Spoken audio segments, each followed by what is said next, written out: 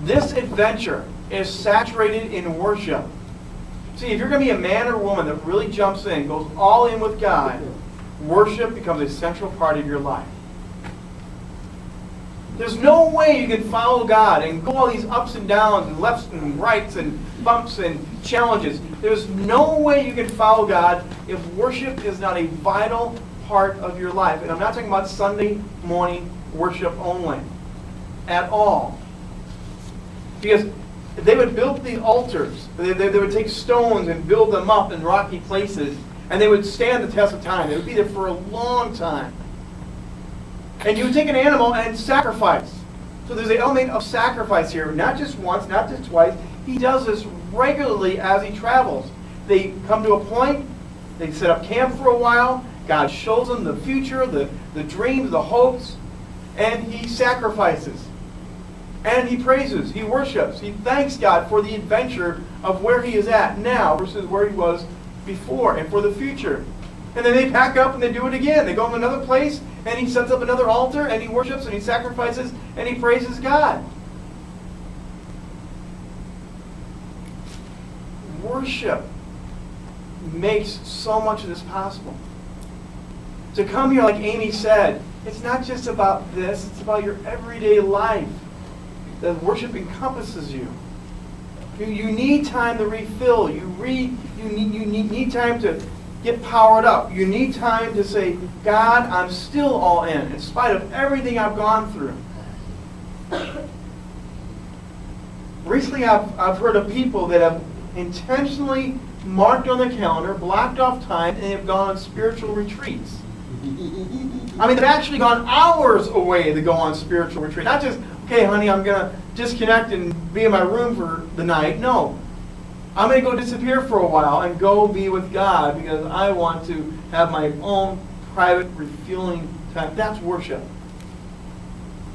I mean, that's someone really committed to saying it's vital to my existence and to my call and how I'm moving, and I need this regularly.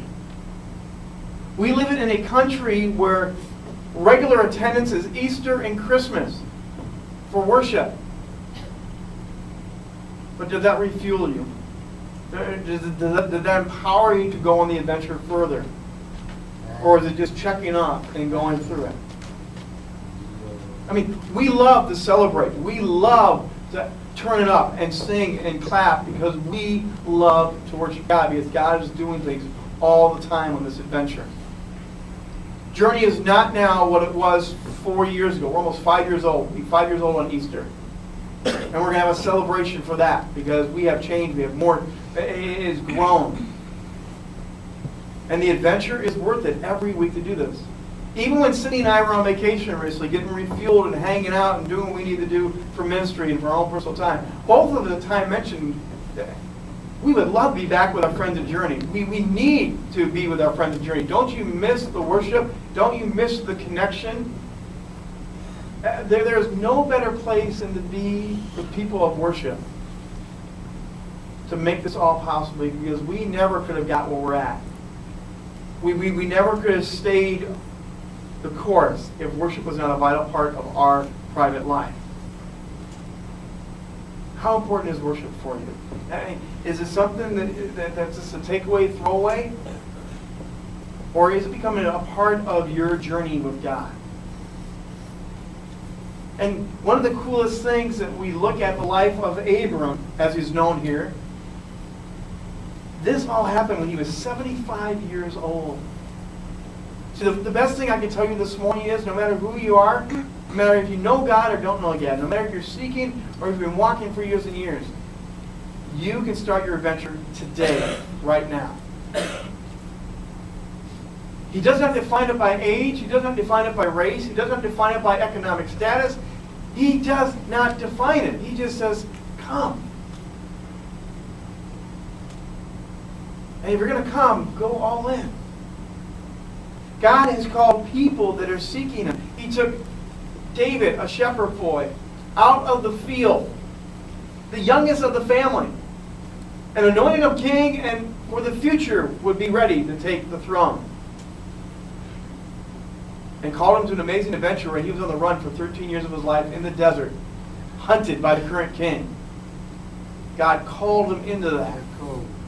There are people like Ruth that God used, and through pain, through hardship. And God used that woman greatly. There are people like Moses in his 70s again, that God said, lead my people out of slavery through this wilderness. The very same area that we just looked on the screen that Abram had marched through and wandered through. And there's guys like Timothy, a young man who met the Apostle Paul, and Paul discipled him, and young Timothy becomes a young pastor of the early church movement in the first century. And Paul makes it very clear, don't let people doubt you and question you because of your age. There is no limitation for anyone here today to jump in. There is nothing that prohibits us from going off-road with God. And what you may have may be different than somebody else. God's not going to call us the same way twice. He's always changing. He's always recreating opportunities. But here's part of the question. Do you see the opportunities?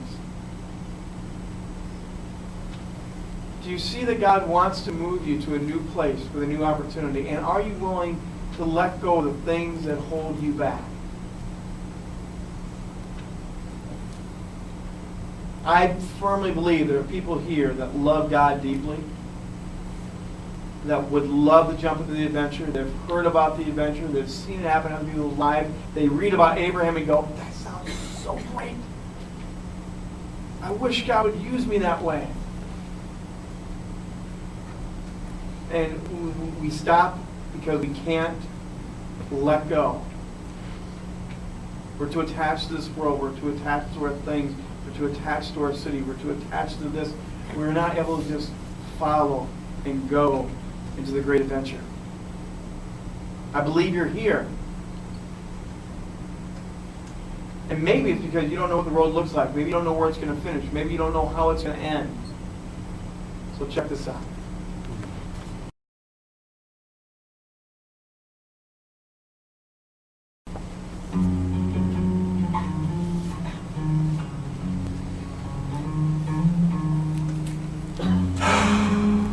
This is not a well-planned life. It's not the life I planned. House in the suburbs, 2 kids, a dog, private schools, tennis, swimming, college. I made investments, traded stock, built portfolios, given to charity. For what? There hasn't been a telephone pole for miles, let alone a cell signal. I could use a hot shower. I'd even settle for a cold glass of water straight from the tap and a clean pair of jeans. What am I doing? There was adventure enough for me in this city.